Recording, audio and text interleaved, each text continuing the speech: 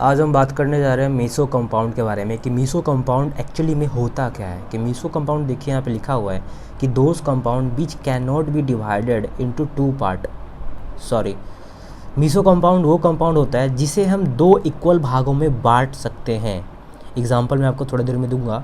इसमें क्या होता है, सुपर इम्पॉसिबल होता है और ये कायरल कैरेक्टर ये शो करता है। देखिए हम एक एग्जांपल लेते हैं टाइट्रिक एसिड का। टाइट्रिक एसिड में हम देखिए ऐसे करके लिख सकते हैं आइसोमर्स कितने पॉसिबल है टाइट्रिक एसिड का।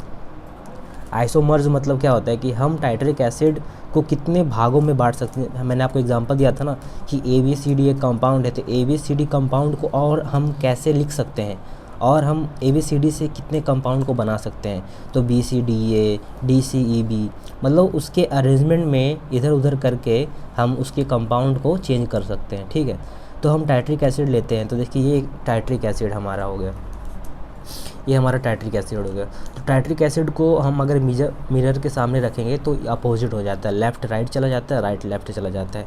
तो यहाँ पर एक आइसोमर्स ये दो हो गया। ठीक है, तो ऐसे में हम क्या बोलेंगे, जब ये मिरर हमें शो होगा टाइट्रिक एसिड का, इसे बोलेंगे एनेंशियोमर्स। एनेंशियोमर्स में क्या होता है कि नॉन सुपर इम्पॉसिबल होता है। जब हम इस कंपाउंड को इसके ऊपर रखेंगे तो कुछ ना कुछ पीछे वाला भाग दिखाई देगा। देखिए ना OH है, H है, तो OH H को तो नहीं ढक पाएगा ना।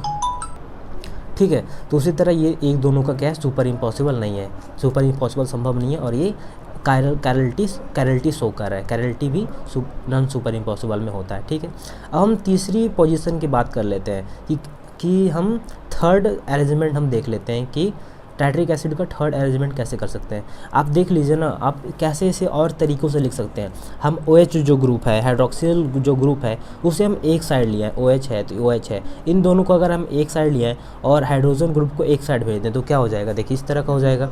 COOH तो सेम रहेगा। OH को हम एक तरफ लिया है और HH को एक तरफ लिया है, तो ये तीसरा फॉर्मेशन हो जाएगा, तीसरा कंपाउंड का फॉर्मेशन हो जाएगा। अब इसमें हम ये देखते हैं कि क्या ये जो तीसरा कंपाउंड हमारा बना है टाइट्रिक एसिड का, इसे हम दो इक्वल भागों में काट सकते हैं, बांट सकते हैं। तो हाँ जी फ्रेंड, बांट सकते हैं। जैसे हम देखिए, अगर हम 20 से इसे कट कर दें, इस तरह से देखिए हम कट कर दें तो देखिए दो सिमिलर है, COOH H और OH। ये जो कंपाउंड है दो इक्वल भागों में बांट दिया जाता है। इसी चीज़ को क्या बोलेंगे, मेसो कंपाउंड।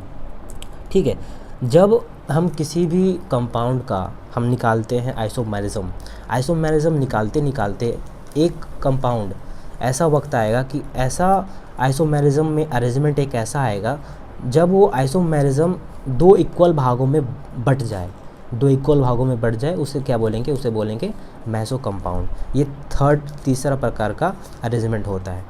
ठीक है, इसमें मेसो कंपाउंड में क्या क्या होता है, तो नॉन ऑप्टिकल एक्टिव होता है। ठीक है, ये पहली बात। तो दूसरा होता है मिरर इमेज होता है, एक दूसरे के ये मिरर इमेज है। ठीक, सुपर इम्पॉसिबल होता है। इसको अगर हम इसके ऊपर रखें तो ये एक दूसरे को ढक लेगा। ठीक है, सुपर इम्पॉसिबल है और कायरल गुण ये शो करता है। ठीक है, तो मेसो कंपाउंड कुछ नहीं है, बिल्कुल इजी है कि मेसो कंपाउंड वो कंपाउंड होते हैं जो कि किसी कंपाउंड को हम दो इक्वल भागों में बांट सकें, उसे ही मेसो कंपाउंड बोलते हैं। आइसोमेरिज्म में ये संभव है, बहुत सारे ऐसे कंपाउंड हैं जिसे हम थोड़ा सा अरेंजमेंट चेंज कर दें उसके हाइड्रोक्सिल ग्रुप को या फिर सब्सट्राम के ग्रुप को, देन वो मेसो कंपाउंड बन जाता है, दो इक्वल भागों में बढ़ जाता है और मिरर इमेज भी होता है, सुपर इम्पॉसिबल भी होता है। आई होप, मुझे आशा है कि आपको मेसो कंपाउंड जो कि बहुत ईजी है आपको समझ में आ गया होगा। धन्यवाद।